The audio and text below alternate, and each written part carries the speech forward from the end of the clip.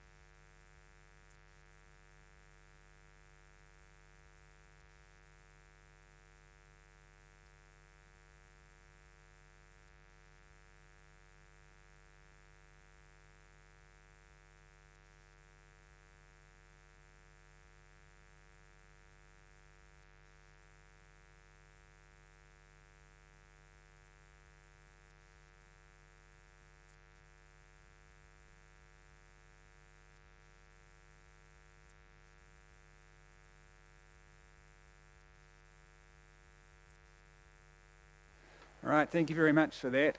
Just introduce ourselves to you. My name's Rob van Voorthausen. I'm an Independent Hearings Commissioner based in Napier. Tēnā tātou, mai on. Kia ora tātou, ko Tāniwi te waka, waikato te awa, maunga tautari, me taupari ngā maunga, Ngāti Kōriki Kahukura, taku iwi, ko Poto Davies ahau. Nei rā te mihi ki te whenua, me tūwhare toa, me pare te kawa. Kia ora, pare kawa, arahongai.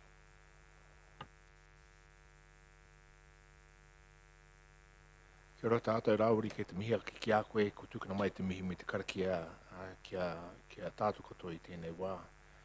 Nō reira kei te mihi aki tūwhare toa. Ko taku ingoa, he whanaunga kia poto no Ngāti Kōriki Kahukura, engari he hononga no kia Ngāti Apukura kia Manipoto hoki. So my name's Stephen Wilson, tipini te Sam. By chance, Poto and I are related. Well, not by chance, we're related. By our ancestors, we're related, their actions. And we're both from Ngāti Kōriki Kahukura, but also from other areas as well around the locale. Kia ora.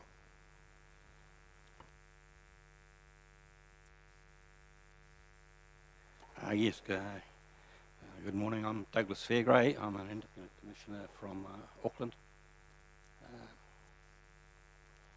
in various aspects. Morena, my name's Roseanne Jollins. I'm an Independent Commissioner too, and based here in Taupo. It's been my home for the past nearly 15 years now, so born and bred Waikato girl. Thank you and good morning. All right, and now we're just going to have the mandatory health and safety briefing.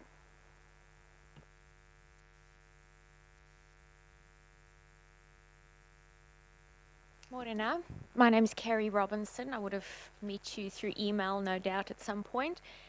Quick health and safety. The meeting is being recorded and live streamed, so it's essential that you speak into the microphone so that can be projected and recorded. You need to just switch off the microphone when you finish speaking because we only have 3 live microphones at any time.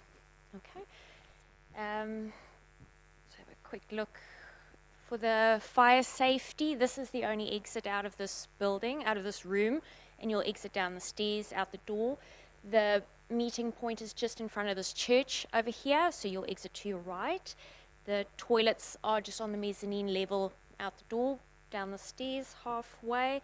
Tea and coffee just outside the door here.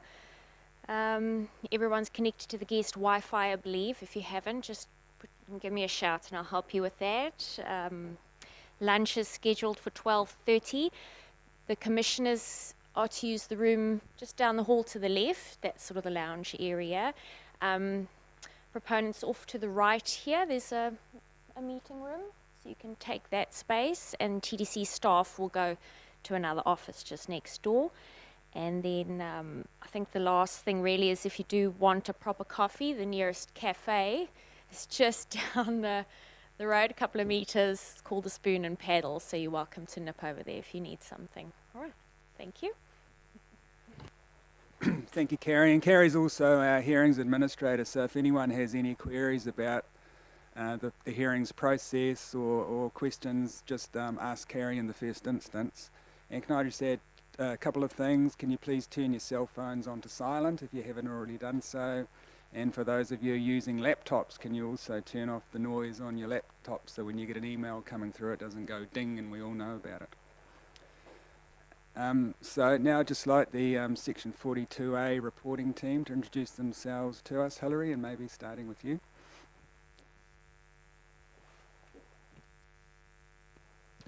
Kia ora, Hilary Samuel.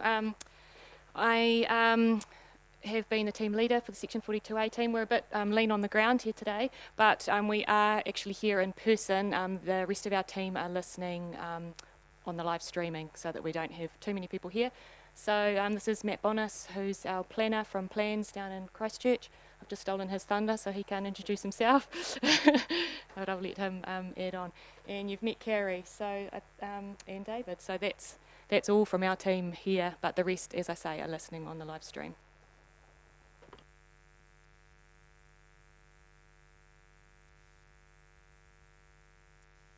No, that's good. Brief is good. So Dr. Forrett, now hand over to you to introduce yourself and your team to us and then to present your case to us. But just before you do that, I'd just like to make it clear to everyone in the room and all those listening that there's been a lot of information pre-circulated, evidence, rebuttal statements, joint witness statements. The hearing panel have diligently read all of that material. We've also posed questions in writing to the 42A team and to the proponents team. Those questions have very helpfully been answered in writing. So for those of you who've been to hearings before in the olden days, you might find this one a bit different, that there won't be witnesses reading out large briefs of evidence to us because we've already read that material. And there may be fewer questions than would otherwise normally be the case because we have posed many of our questions beforehand, but I'm sure there will be additional verbal questions. So just to make that clear for everyone if you think this is a little bit strange. Right, Dr. Forrett, over to you.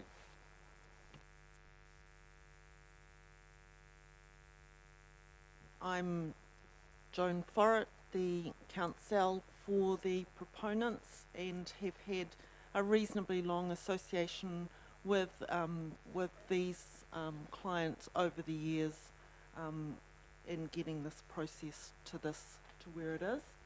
I have with me Jay Rajendram, who's one of the solicitors in my team, and next to me, Duncan, if you want to introduce yourself.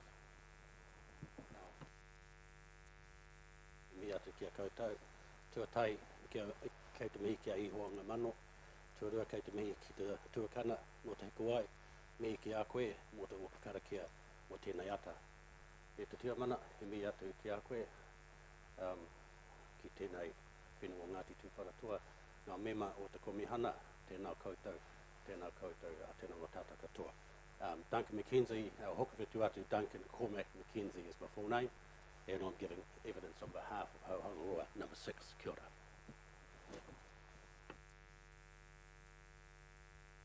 Morena, ko Joanne Lewis tōku ingoa. I'm the planning consultant for the incorporation, and a bit like Joan, I've been involved with the incorporation for many years, leading to this day. Kia ora.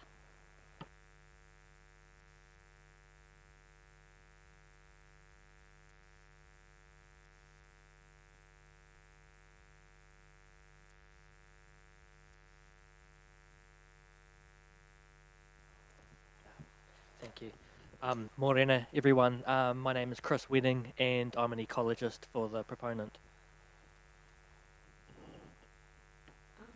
Kia ora, I'm Mary Monzingo, and I'm the landscape architect for the proponent.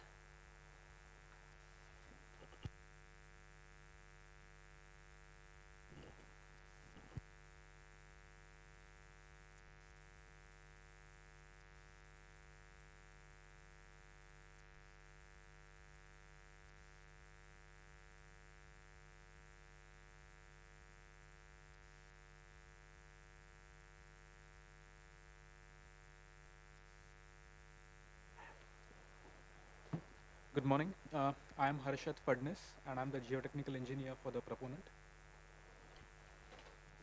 Good morning, Mike Keys. I'm an engineer doing the infrastructure work for the proponent. And sitting at the back, we have Marilyn Connolly, and Marilyn is the Trust Administrator, and she'll be speaking after Duncan. And thank you, Kerry, for that health and safety briefing. It's the first time, I think, ever that I've had directions to the nearest coffee place included as part of the health and safety briefing, and I think it should be something that's added into everybody's standard spiel from now on. As Duncan said, I think, and Joanne, that we're pleased to get to this point, because it's been a hard-fought road to get here, and the incorporation has put its best foot forward, and we've been looking forward to the opportunity to actually be heard and to hopefully get some kind of resolution. In terms of an update today, we've indicated in evidence from Mr. Keys that there was an aspirations document, and he provided a draft of that with his rebuttal. We've had feedback on that from both Te Wharetoa and from council. I will get that printed off and provided to you. The only reason I hadn't done so is because we hadn't heard back from the council that they were happy with the Te Wharetoa input, but given that that's been suggested to you, that's fine. Te Wharetoa, Ms. Mohi has confirmed that she's happy for that aspirations document with her input to be provided to the panel. We've also made a start on putting together a heads of agreement that incorporates the ideas that are in the aspirations document. None of the parties apart from us have seen that yet, so that's very early days of drafting. But the aim is to have that circulated in the next few days or week, and that will take time for the various people to have a look at that document. So we'll arrange for the updated track changed aspirations document. Hopefully all the different inputs come out in different colours, so you can sort of get a feel for where that's come from. We wanted to check with the panel whether you've had the opportunity to look at the flyover animation. It is on the website. It wasn't formally provided as part of anyone's evidence. Yeah, I think we have. I'll just check with the rest of the panel. Have you viewed that was on the website, the animation? Because we thought that might be, if you're happy for us to do so, that might be quite a good thing just to start with, that we can provide. It's on the website. If you have any trouble pulling it up, Hilary, then Mary's got it on a memory stick. We also thought it might be useful if you go into one setting which Dave can point out. We can slow it down a bit because otherwise it takes about 3.5 seconds. So it's a vehicle driving it. I'm not quite sure how fast.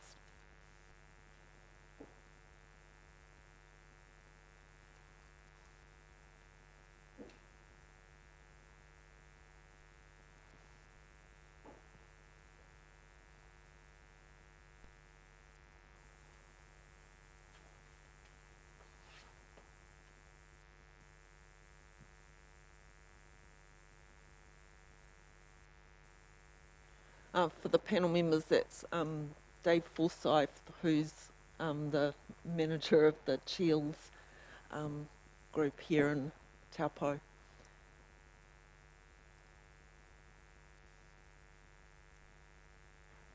Oh, of course you met Dave yesterday. Drove you around, your chauffeur.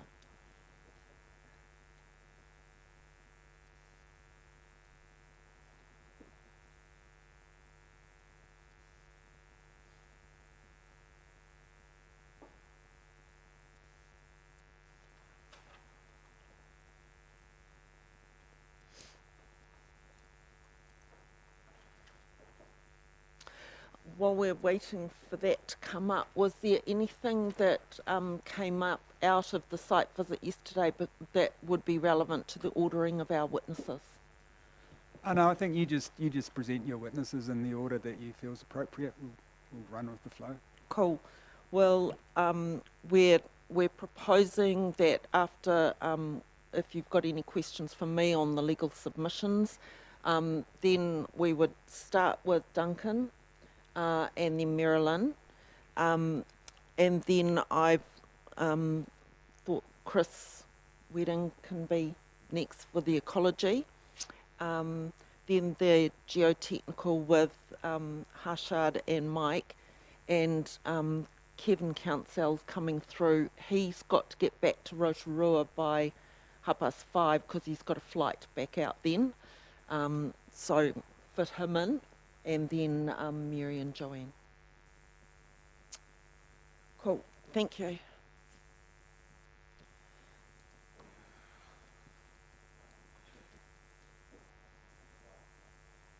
Yeah, there was no music.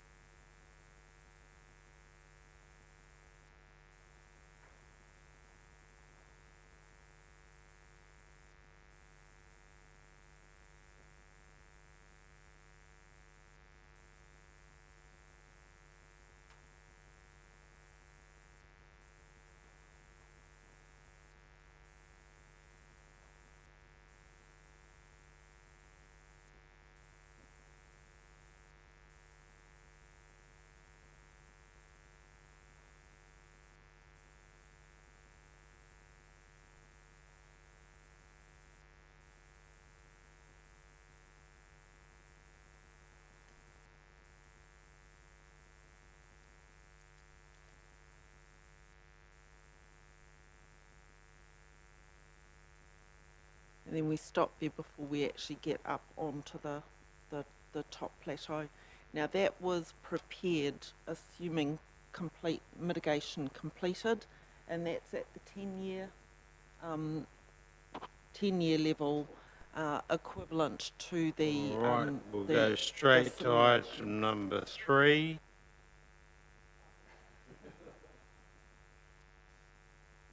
And yes, so that's equivalent to the simulations that you saw with the completed. It would have been nice to have had simulations such as that for each of the stages, but of course they're horrendously expensive to prepare, and that's why we opted for the completed version to have a look at.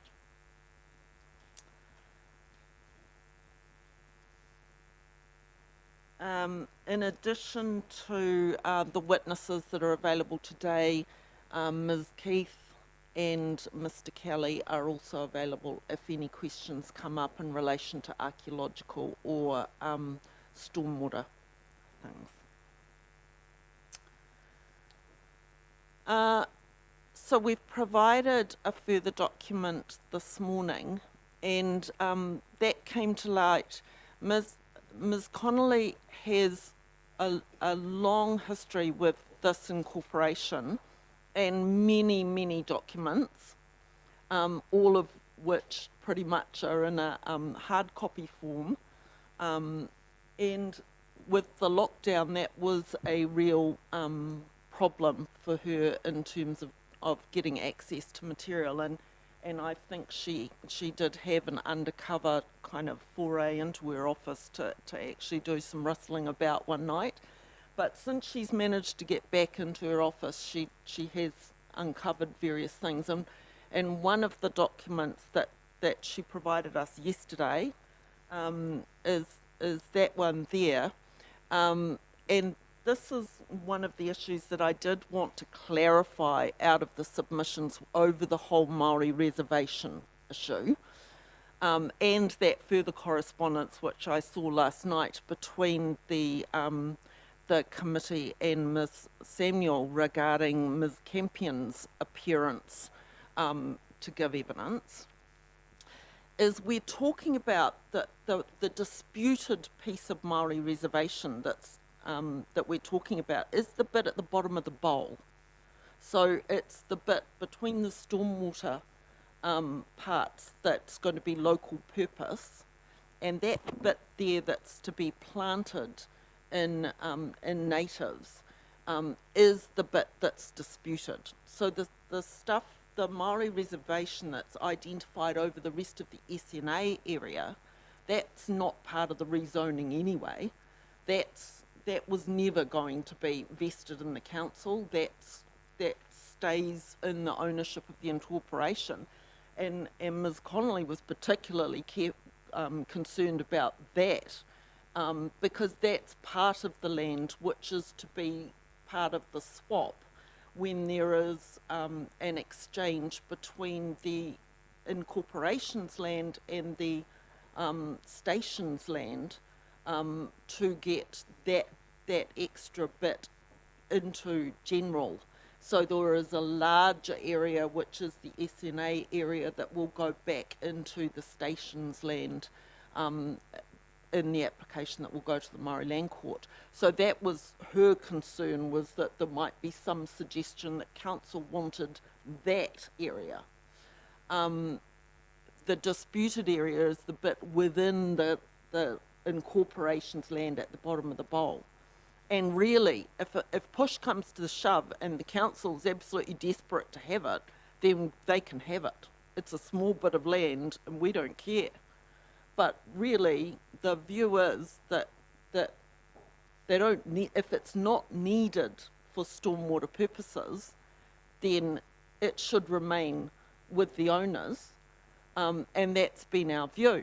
Now, the document that we've provided today, Ms Connolly said this is nothing new to Taupo District Council, and this is part of the issue we have about bringing in Ms Campion into this. Nothing personal against Ms Campion, but bringing in a new consultant over this issue. That subdivision consent was granted by TCDC. It's the last part of the stages for the existing Whareroa development. And you can see highlighted there 2 bits of land which are identified to become Māori reservation, and they're on either side of what is the bit vested in the council for stormwater purposes, surplus to requirements, so identified as Māori reservation. That hasn't happened yet because it requires an application to the Māori Land Court, and the incorporation doesn't want to be making 110 applications to the Māori Land Court. All of these things will be wrapped up in one application in order for efficiency and to save costs. So this is nothing new. It's nothing new to this council, which has provided this approved subdivision consent. So this issue to us was never an issue. The first time we were alerted to the fact that it was an issue was when we saw Mr Murray's rebuttal evidence. So there was no phone call from Mr Murray about it. We see the rebuttal evidence. When we try to engage with Mr Murray, he's left council. And the next minute we know there's a private consultant being brought in to attend joint witness conferencing, and all of a sudden it's an issue for which we've got an estimate of $6,000 for that involvement. Now, for the incorporation's perspective, how is this an issue? It's our risk. If the panel determines that land must be vested in TCDC, it gets vested in TCDC. Our view is it can be dealt with in a different way. Council's already dealt with it in a different way for the last stage why is it an issue, and why would we be paying $6,000 additional for it? And I'm pretty sure any conversation with Mr. Murray wouldn't have clocked up $6,000. So that's where that kind of has come from.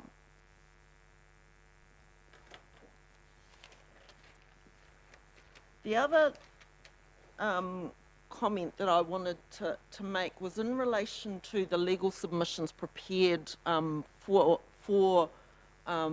the Section 42A team from Mr. Winchester. And at paragraph 31 of those submissions, there's a suggestion there that that the panel shouldn't be looking to give some easy route through the Section 32 process because of Section 8 and ignore incomplete or inadequate information, something along those lines. And that is absolutely not accepted. So I dealt with that in my written submissions in terms of my comments about Section 8. But when I had another look at it, I thought we do not accept that there has been inadequate or incomplete information on this application. In fact, we don't consider that the information was ever inadequate or incomplete. We do accept that in any situation where you notify and get submissions, there will be issues that submitters raise, and I'll be quite honest, in my experience, I've never come across a situation where an application hasn't been improved in some way as a result of submissions. And from my perspective, that's one of my biggest concerns about taking out the opportunity for submitters.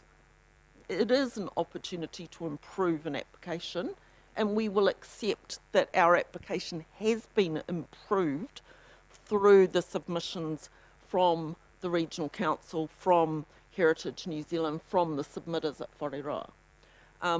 Also, from some of the questions the panels asked have stimulated amendments to the application. But there's an awful lot of additional information that's also been provided as part of this process, which we still would argue is unnecessary at the rezoning stage. And this, going back to the Maori reservation issue, that's another one of them. I mean, that was addressed at subdivision. It wasn't addressed when this first became part of a residential area. You know, and a lot of the stuff, heights of houses and so forth, those are subdivision issues. Now, we accept that our clients are going to have to deal with that at some stage when they do their application. And so that's been put into Appendix 8 now, but we reject any submission that the information is now inadequate or incomplete, and that if you grant this rezoning, you're doing so on the basis of a claim in favour of Section 8. The other thing I wanted to just say in terms of the kaitiaki role of our clients for this land, and Mr. Mackenzie's provided evidence of that, and also so have some of the other witnesses in terms of the roles that proprietors have had. But I also urge you to have a think about that area of bush which has been contested between Mr. Wedding and Mr. Shaw a little bit. Mr. Wedding called it scrub, and Mr. Shaw prefers it to be called broadleaf forest, which is not SNA. So our clients could have cleared that, There's no rule, there's no district plan rule. It's not in the SNA. They could have got in there and got forestry workers in there or whatever, scrub cutters, and cleared the lot. And the whole issue about the value of that land and whether there be views and the implications on it and the significance would be gone. And they could have done that as a permitted activity. And they have not done that. And that's part of their overall kaitiaki role in terms of what is best for the area and the land. And I think they should be given a bit of credit for being landowners that have looked after that land.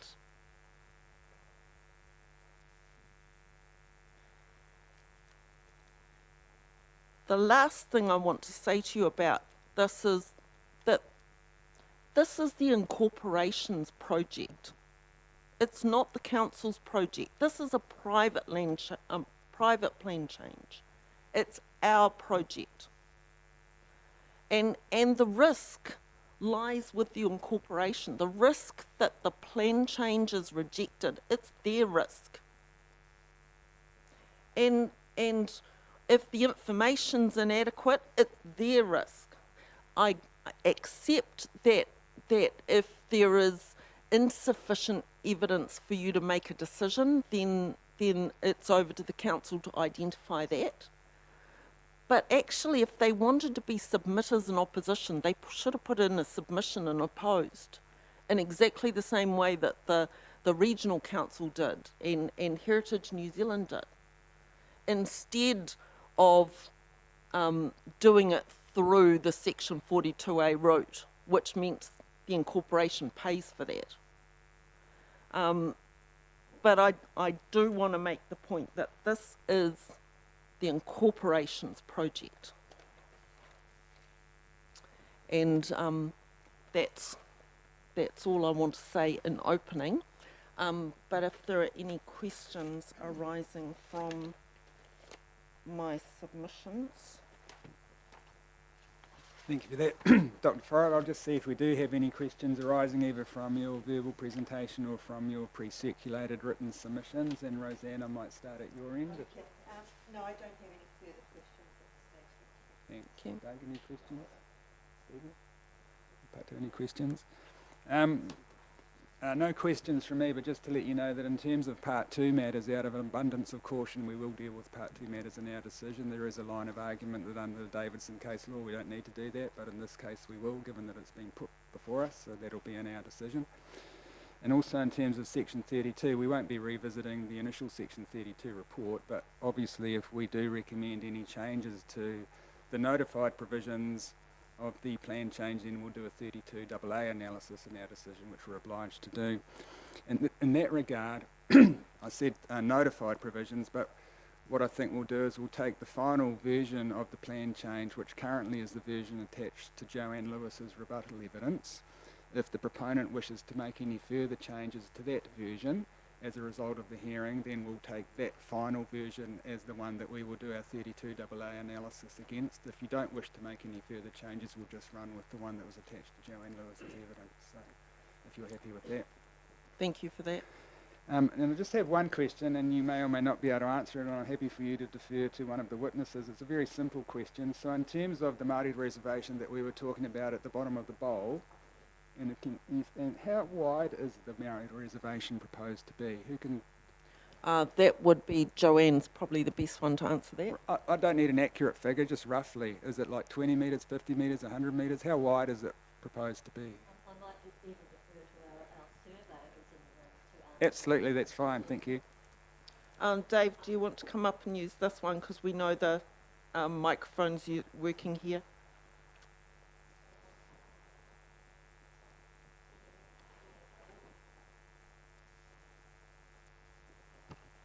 Dave Forsyth, morning. I don't have a plan in front of me. I would think, just thinking of the plan and the layout, we're talking about 20 to 30 to 50 metres, Rob. Okay.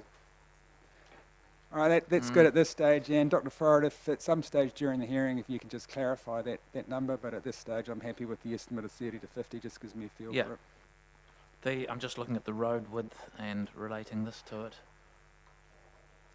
Yeah, the width back.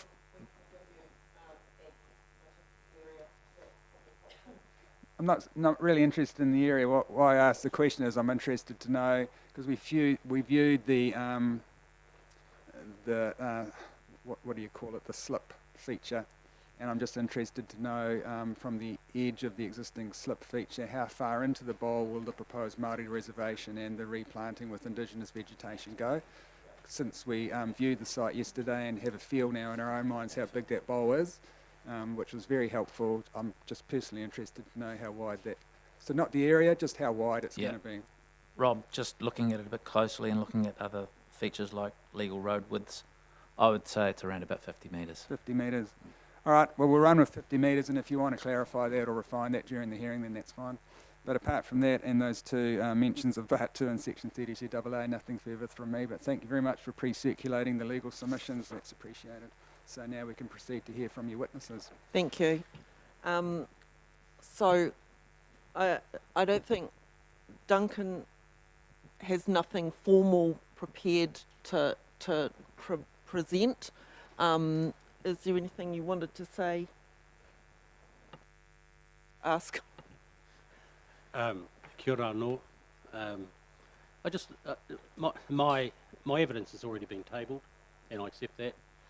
But just speaking for myself and our people, it's sad. It's actually sad to be here with all our former committee of management passed on, because they started this process over 40 years ago, and it's sad that they're not here today. And the other thing is, a little while back I was at Waitanui Marae.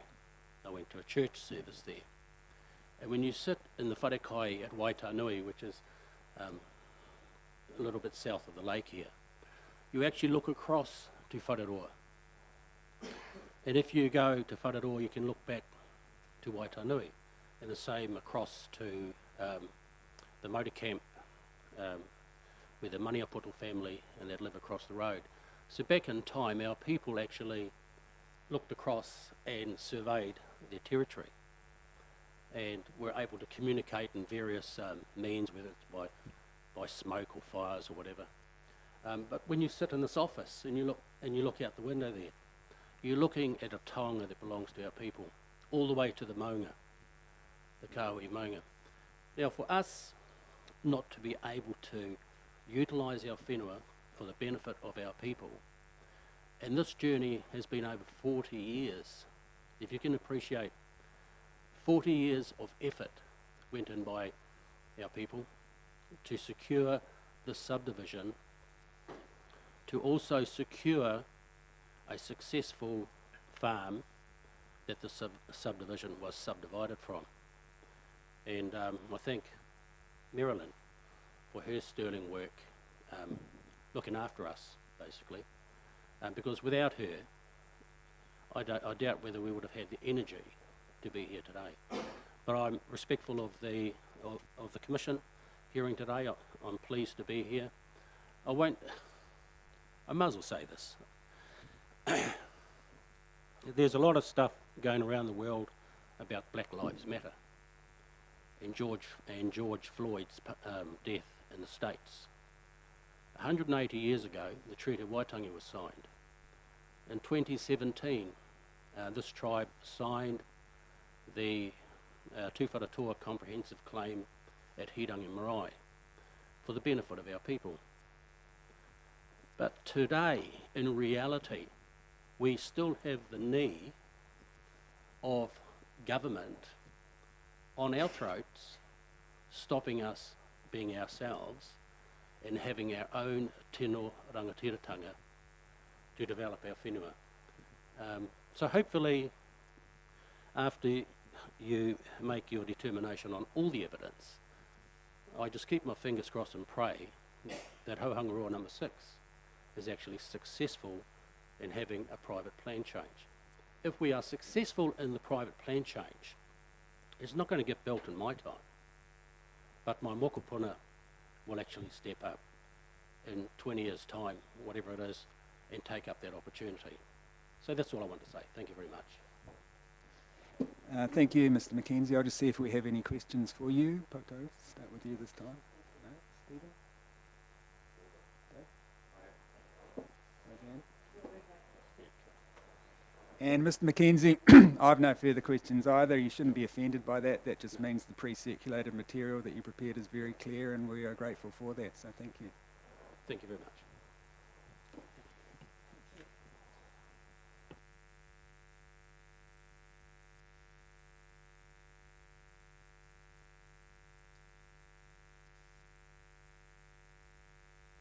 We'll wait till she's up and then see if she wishes to add anything.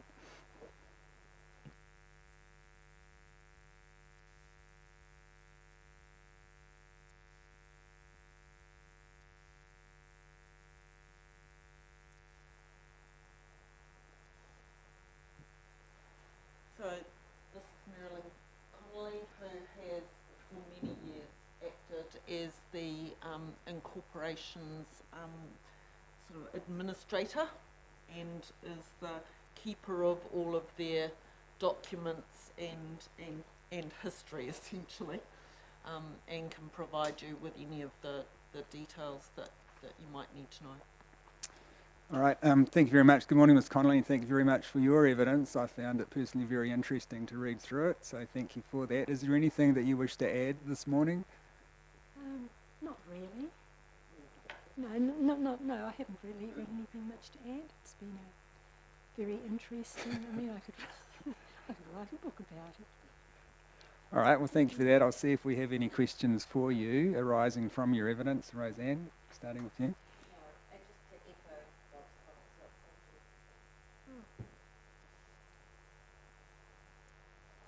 Doug?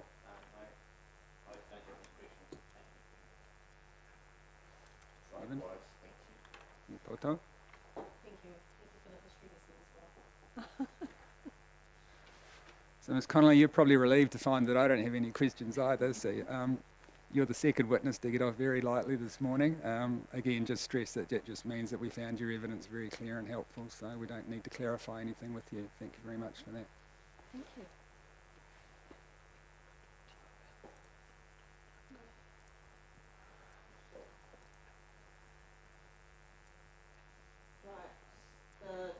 The next witness we'll call is Mr. Wedding for the ecology.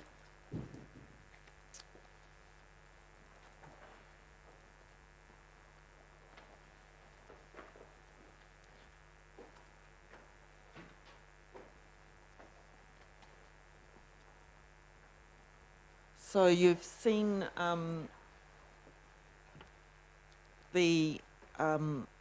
both the evidence in chief and the rebuttal evidence from Mr. Wedding, and he has also provided answers to questions.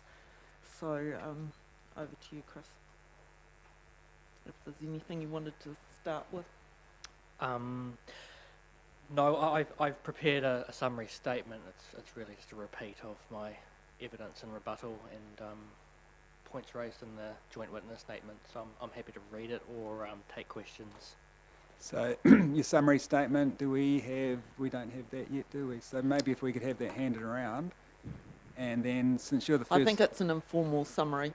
So it's not adding anything new to what's in the rebuttal or the evidence in chief. So we've been quite conscious of the fact that you didn't want repeated stuff. So we haven't provided anything written that's a repeat. All right, well, we have plenty of time. So, Mr. Wedding, you've gone to the trouble to make some summary notes for us. So why don't you read those out to us? I don't think we're going to run out of time today. Sure, not a problem. Okay. The proposed plan change 36 for Whareroa North would provide for residential development and would require road access through SNA 062 and an area of contiguous indigenous vegetation outside SNA 062, which it shares significance criteria under Chapter 11A Part B of the Regional Policy Statement. The potential adverse effects on biodiversity values resulting from the proposed plan change are generally associated with access provisions through the SNA that would result in some temporary and some permanent loss of indigenous vegetation, fauna and their habitats, fragmentation of the SNA and associated edge effects, and increased proximity of human activity to wildlife habitats that would contribute to some level of permanent habitat degradation. I consider that the permanent loss of vegetation for the access road alone would not compromise the significance of the SNA, including its provision of habitat to whitehead, long-tailed cuckoo and falcon. Its status as underrepresented vegetation type, overall large size, its representativeness or provision of buffer to or ecological linkages between other SNAs. However, I consider that the cumulative potential adverse effects of vegetation loss, edge effects and habitat degradation would be significant if not managed or offset. I also consider that an offset would be necessary to achieve a net environmental gain. I have had input to the Whareroa North Outline Development Plan, Appendix 8 of the proposed plan change, where I have identified requirements to minimise and mitigate adverse effects through use of standard and proven methods, including careful timing of vegetation removal, fauna management including relocation where necessary, restoration and enhancement of habitats, dense buffer plantings, pest control and further restoration activities including best practice biodiversity offsetting, where I have identified more than 20 hectares of restoration opportunities to be detailed in an ecological management plan and approved by TDC at stage 1 of a subdivision application. I consider that all potential adverse effects can be avoided, remedied, mitigated or offset with best practice management and restoration methods that positive biodiversity outcomes, including a net environmental gain, can be achieved in this case. Thank you, that's my summary statement. Thank you very much for that, Mr. Wedding. I'll just see if we have any questions for you. Porto, any questions? Stephen? Stephen, any questions? Doug? No, I don't have any questions. Roseanne? Mr. Wedding, I do have just an issue I want to explore with you. I'm less concerned about the offsetting requirements that might arise from the bridge and the access road, because that proposal's not before us. That's the subject of future resource consent processes and decisions, which are discretionary activities, and the decision makers, whoever they may be for that process, will need to deal with those issues, not us. What I am interested in is what's been called Area 2, which Dr. Forrett described as that area of bush that's not SNA, but through which the access road will go. And as I understand it, there are some house lots proposed in that area, though we haven't yet been able to see what the layout of that area might be. In terms of the work that you've done and Area 2, and your understanding of what may occur in that area, in your view, is any offsetting, or would any offsetting, Indigenous biodiversity offsetting, be required for what the proponents intend to do in that area too? Are you able to help us with that?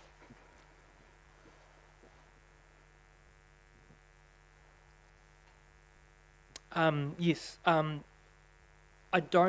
think those effects can be mitigated on site with provision of pest control. There will be some permanent loss of vegetation in those areas with respect to the housing platforms.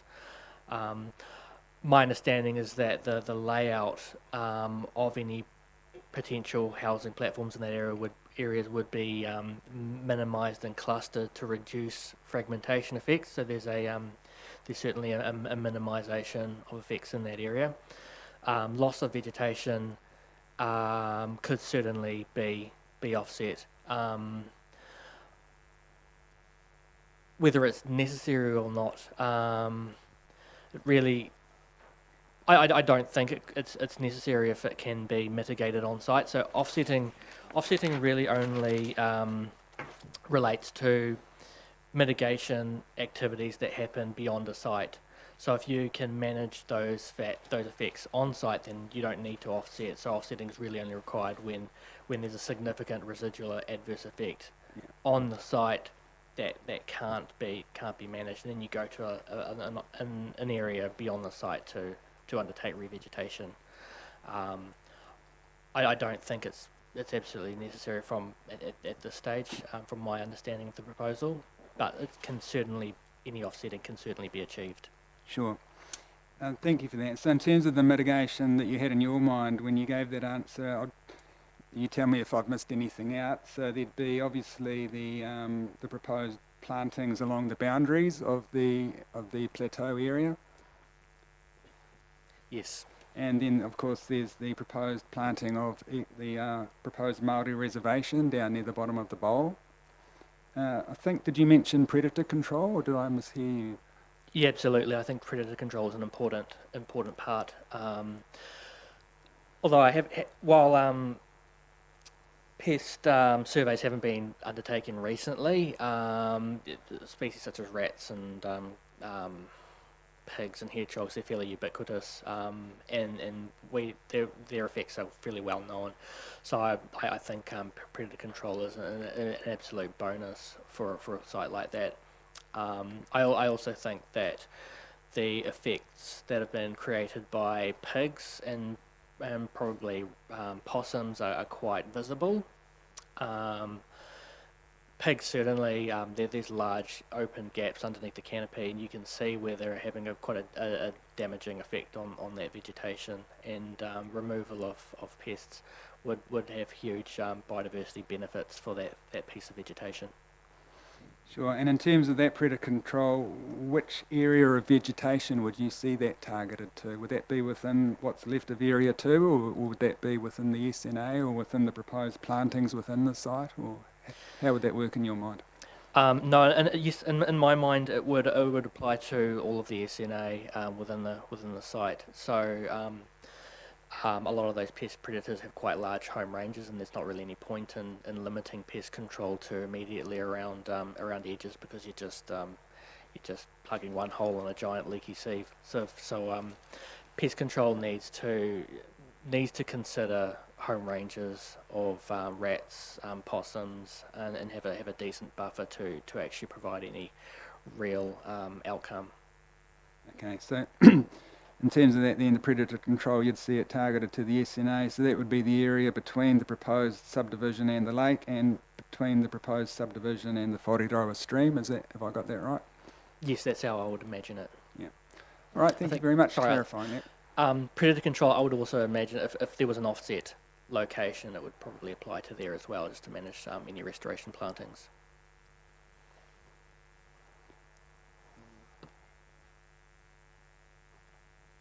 All right, thank you very much. Nothing further from me. Thank you very much.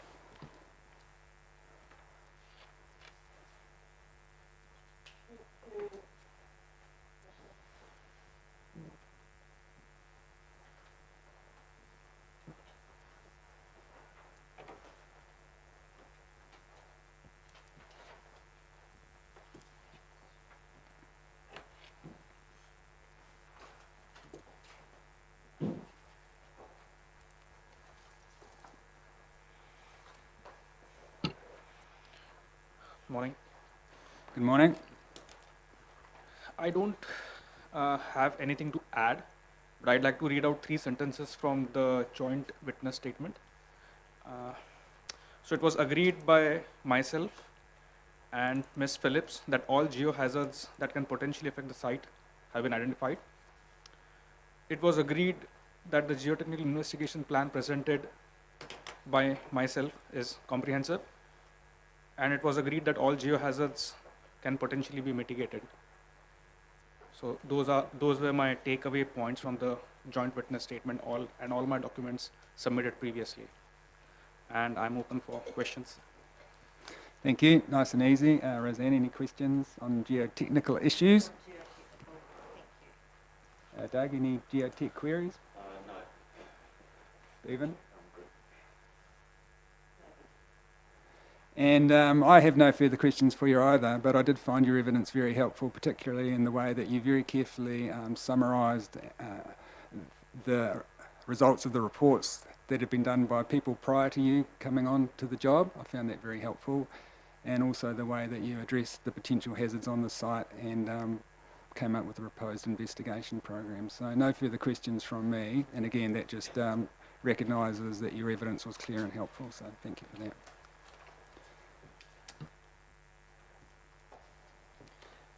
And Mr. Keys?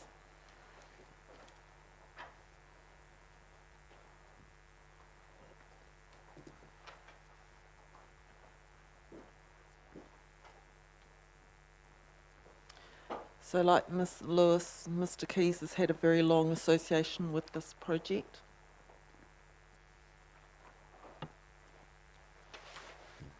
So good morning and welcome, Mr. Keys. I think you know the form by now. We've read your pre-circulated material. You're very welcome to either summarise that for us or add any further information that you think would be would be helpful. Good morning again, Mr. Chairman and panel. Thank you. I will just use this moment in time to refer you to the summary in my rebuttal evidence. I think from an infrastructure perspective, there are three unresolved issues still. There's the bridge agreement, which Dr. Forrett has talked to you already about, and we are continuing to progress that issue. There's the timing of determining costs for existing infrastructure upgrades, and you will have read my reasons for not believing that's necessary at this point in time. And there's Mr. Stokes' concern about the trust management structure for the Maori Reservation at the bottom of the bowl. So I guess that's where infrastructure has got to, Mr. Chairman, and happy to answer any questions that you may have on my submissions. Okay, thank you very much for that. Poto, any questions for Mr. Keys? No, Mr. Keys, thank you. Evan? Just, for a point of clarification, actually, I'm looking forward to this updated document that you talked about earlier. That you, or in the evidence, there was just something, not that it's particularly material, I'm more curious, around the electricity and telecom service, and there was a hope that there'd be an update provided at the hearing. Is there any update you'd like to share with us? Sorry, I've been remiss in not getting that to you. We've had a recent reply from Chorus, which was the one I was a wee bit nervous about. Technology is changing rapidly in the telecommunications field, and I thought there might have been some whiz-bang cable that they needed to be installed, but we've had a reply from them last week or the week before saying no problem, we can extend. Normal agreements will apply for the incorporation to meet the cost of that. Unfortunately, we haven't had an update from the lines company, but electricity being electricity, you just need a certain diameter of copper to get it through. It was okay 15 years ago. I don't see any difference now, but I dropped the ball slightly there, where I said in my infrastructure report 2 years ago that we would get updates from those two service providers. I haven't got one for the lines company yet, but I don't expect there would be any changes from the 2006 statement by them. Great, thank you very much. No further questions. Doug? Good morning, Mr. Keys. I just had one question, and I guess it was just a point of clarification, because I noted in the joint witness statements that it was undecided or disagreed as to when the cost of upgrading the existing water infrastructure should be assessed. But I was just interested in your thoughts, because there's two components to that. There's obviously capacity, but there's also the water quality. In your mind, when that infrastructure upgrade is assessed, will it be designed to meet the New Zealand drinking water standards and the obligations that seem to be foisted along many local communities at the moment? Thank you, Commissioner. Good question. In terms of expanding infrastructure, there's often bits that you can logically leave to a stage, into a staged fashion. For example, if you have in a water supply a pump set up, a pipe set up, and then a storage set up, very easy to add storage, very easy to add pumping capacity, pipeline hard to upgrade. So you install the bigger one at the early stage. Treatment will come in later. Treatment will be added at the front end, and you will notice in Mr. Swindell's evidence that he put a date on that of 2025, but it's public health related. It may be brought forward. The incorporation is very keen to work with council on that and pay their fair share of the improvement to the water quality, but also provide that extra capacity and pumping capacity and storage. So yeah, so the things that can be staged and built in a modular fashion have been left to be done in that way, but the non-expandable bits have been done already. Have I answered your question?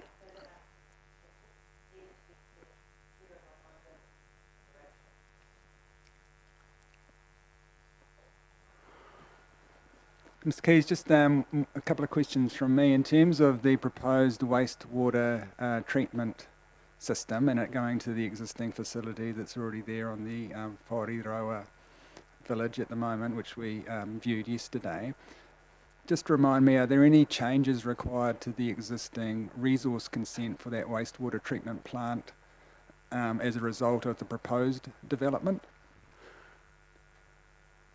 Mr. Chairman, it was applied for on the basis that Whareroa North would be catered for. But it does have clauses, as all resource consents do. It has review clauses, I think, on a 5-yearly basis, and the environmental bar may lift. So I'm not saying that it's done and dusted, but it was certainly taken into account when it was applied for, and it was granted on that basis as well. But we do need to move with the environmental times, and yeah, certainly the treatment regime may need tweaking as time goes by, with or without Whareroa North. Excellent, thank you for that. Now, there's an issue that's been raised about future infrastructure upgrading or maintenance costs that might occur some decades from now, and the impost that might impose on the wider Taupo community. You've obviously have a long experience in this district and in these kind of issues. Have you any thoughts on that issue that you'd like to share with us? Thank you, Mr. Chairman. I think I covered that pretty well in my evidence in chief. The roading system in Taupo District is rated on a network basis, so that assumes that anyone can drive anywhere at any time within reason, and therefore very difficult to put user pays principles in there. So we're adding a small component to that large network. I'm not sure what the size of that network is now, but this is a small addition to that, and that will be funded on a district-wide basis. So I believe that increase in the rating component will be minimal, and obviously there will be extra customers, if you like, in Whareroa North to help pay for that.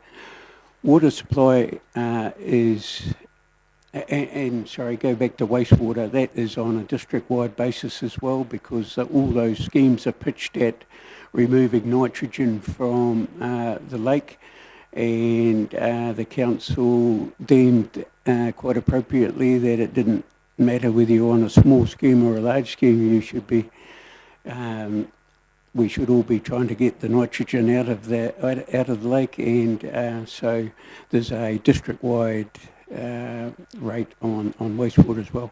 Water supply is different in that it's targeted on specific supplies, and my view at Whareroa is that because of this 80% increase from Whareroa North, there will be significant efficiency gains for existing Whareroa customers, just because of economies of scale.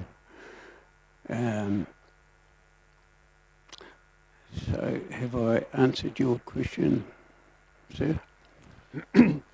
Yep, that's helpful, thank you. And so, I didn't know. Did I ask you? You didn't know. So yeah, thank you, Mr. Keys. No further questions from us. Thank you.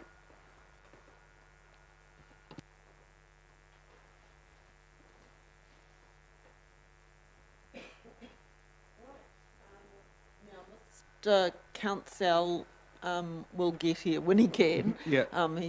He arrives at Rotorua and drives over, so we'll continue on with Ms. Munzingo to present or to answer any questions on landscape.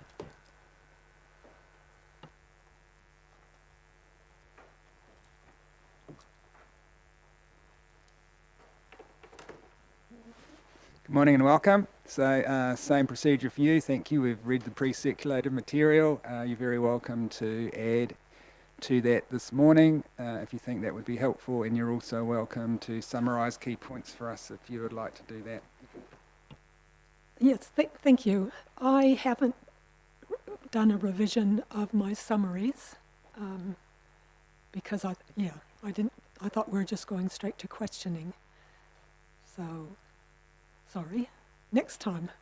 No, there's no criticism there. It's just that just give you the opportunity. There's no expectation that you would table anything different because we had a massive amount of pre-circulation, so no need to apologise. And we will then see if we do have any questions for you. Poto.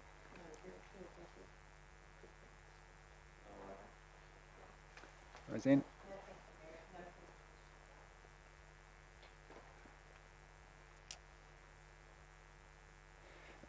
In terms of your experience in landscape matters for developments such as this,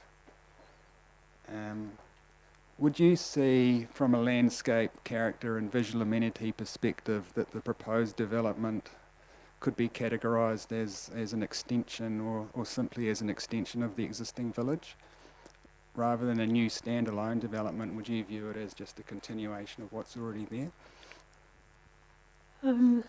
Oh, that's a really hard categorization. It's really partly both. Yeah.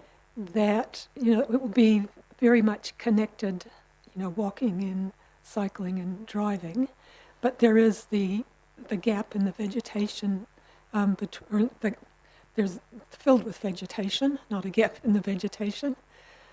It'll be very much like the other settlements, in my opinion, along the southwestern shores of Lake Taupo, that, you'll have a small settlement, you'll have some vegetation, another small settlement, and it really goes, right up.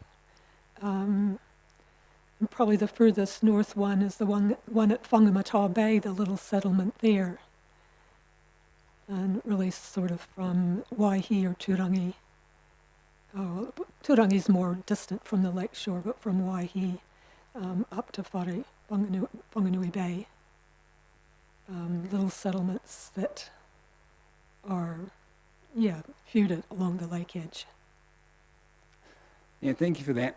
That's an interesting answer, because what triggered my question was on our site visit yesterday we viewed a Mori and Kuratau from up the top of a hill, And it seemed to me that there was very much a pattern of urban development, then some vegetation, then another little settlement. And it occurred to me at that stage that the proposal before us might be, or would be, quite similar to that, and therefore not out of character with what was already happening around the southern end of that lake, and hence my question to you. Okay. And I think your answer is that yes, that would be a reasonable conclusion for us to draw. Yes. Okay, great. All right, I think that's the end of our questions for you. So. Well, congratulations. We might be done with this before morning tea time, and that's a first for me. Well, this is the brave new way of things where we have extensive pre-circulation, and in this case, which is becoming more and more a common practice, we put questions in writing beforehand, which you and other witnesses very helpfully answer beforehand, and then we have caucusing and joint witness statements. So a lot of our queries that we might have otherwise had have been addressed beforehand, so hence the paucity of questions. Makes it easy for the witnesses, eh? Yes, definitely. Thank you. I can get over being nervous now. Oh, absolutely. And can I suggest that we now because I really don't want to have the Lewis providing the planning input until you have the opportunity to talk to Mr. Council and he soon. Yeah, that's absolutely fine, and obviously for want of a better word, the economics evidence is quite important given some of the issues that have been raised in the material regarding demand, and is it permanent resident demand or holiday home demand, and is there an existing amount of sections available or not. So all of those issues are quite pertinent, so I imagine that at least one of the commissioners is going to have a few questions for Mr. Council when he gets here. Just before we do adjourn then for morning tea, in terms of what's been called Area 2, which is that area that I think you described as bush that the proponents could have cleared as of right if they wished to, is there any information at all that you can assist us with in terms of what might actually occur within that site? I mean, Appendix 8 shows a road going through that site and a stormwater pond, I think, but in terms of the housing lot layout, is there anything at all that we can view at this stage that would help us understand what that might look like?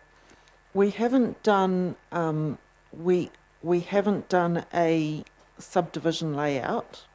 There is an anticipation that there will definitely be houses there. Mm-hmm. Interestingly, there was an earlier plan, and it might be quite useful to actually table that, that showed what was envisaged for the site, and that shows quite an intensive amount of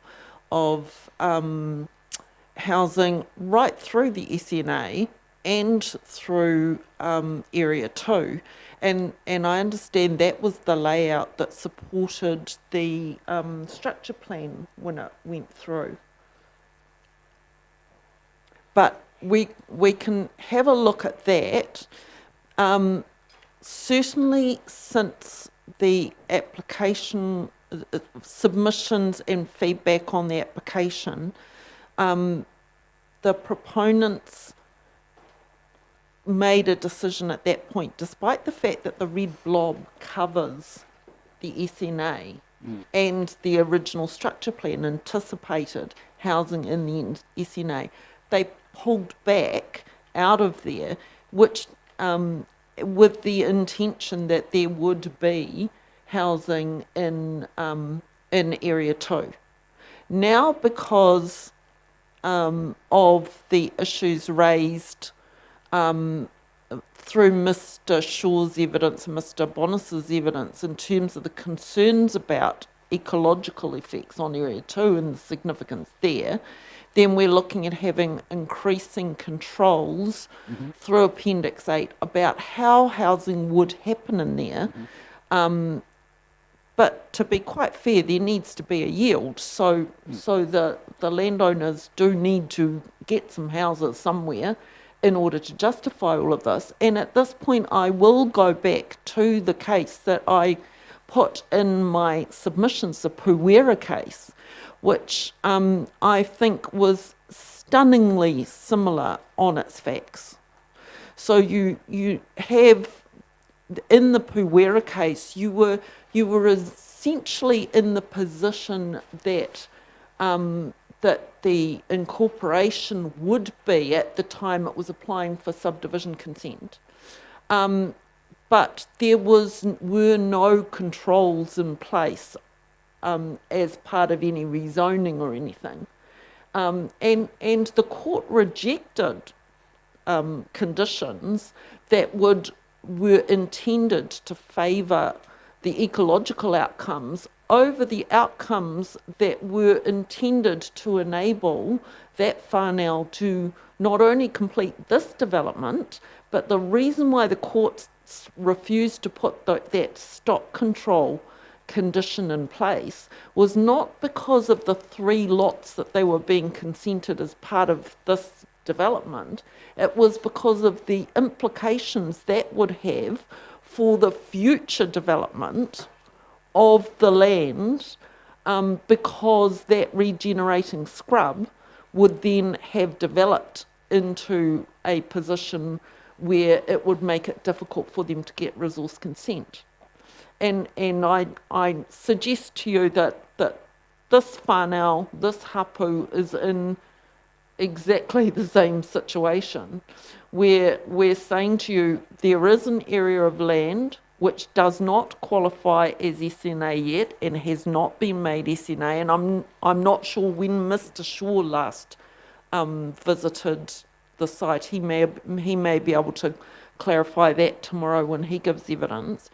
But there's clearly a lot of predator issues that are coming through, I think, fairly from the north. They're not coming out of the station's land, and they're a problem for the station's own Mānuka plantations and so forth as well. So they are a problem for the landowners.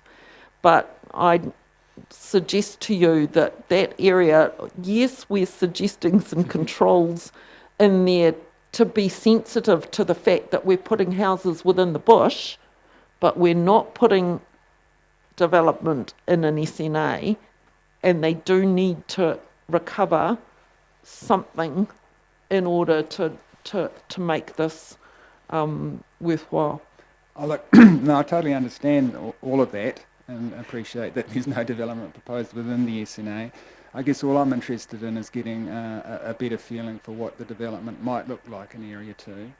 And so at this stage I understand there's going to be a road going through the middle of it, there'll be a stormwater pond in the bottom corner of it, there's obviously around the boundaries of it there's vegetation going to be retained because it's shaded green on the latest version of Appendix 8 that we have.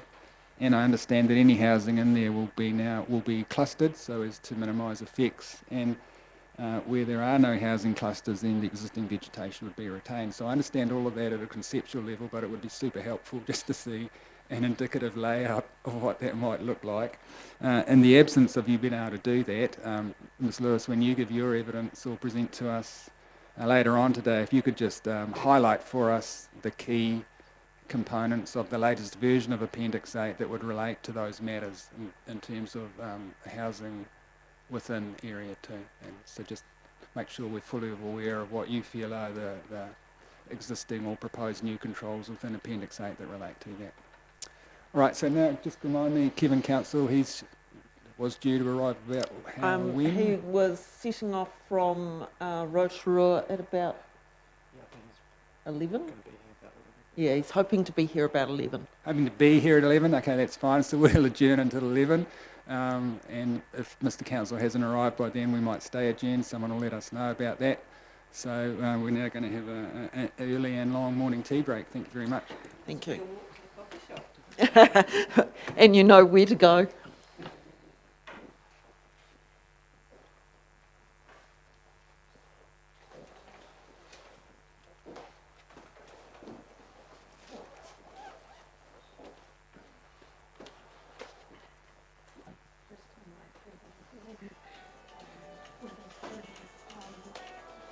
Just